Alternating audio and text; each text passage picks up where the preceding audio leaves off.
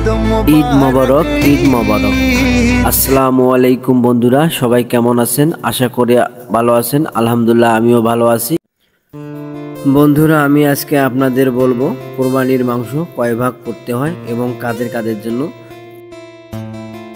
ভিডিওটা শেষ পর্যন্ত দেখেন, আশা করি বুঝতে পারবেন। কোরবানির মাংস কি দান করা বাধ্যতামূলক? কোরবানির মাংস কি পুরোটাই নিজে খাওয়া যায়? কোরবানির মাংস কি বিক্রি করা যায়? কোরবানির মাংস কি সমান 3 ভাগ করা কি কোনো নিয়ম আছে? কোরবানির মাংস ইসলামিকভাবে 3 ভাগ করা নিয়ম।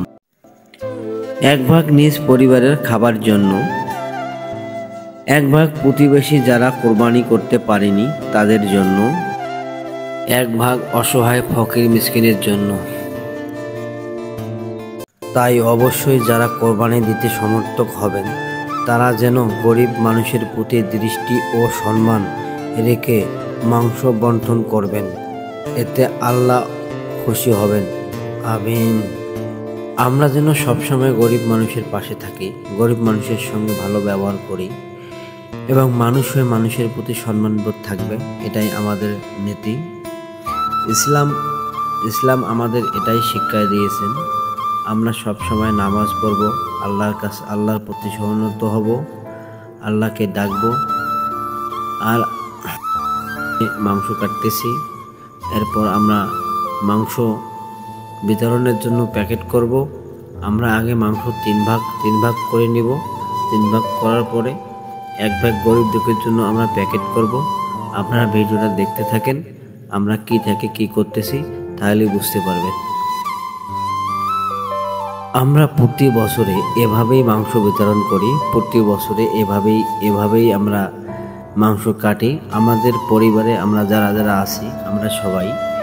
আর যে বারান্দাতে বসে আমরা মাংস কাটতেছি, এটা হলো আমার বড় বাবার বাড়ি, যাকে বলে জ্যাঠো।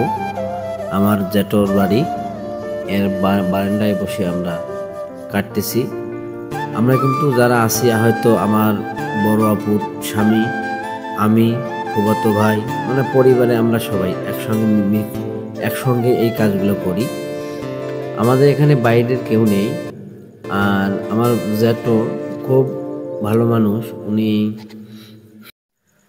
আর একটা কথা আপনাদের সঙ্গে কখনো শেয়ার করিনি, আজকে আমি বলতেছি। আমাদের পরিবারটা হইলে কিন্তু ডাক্তার পরিবার।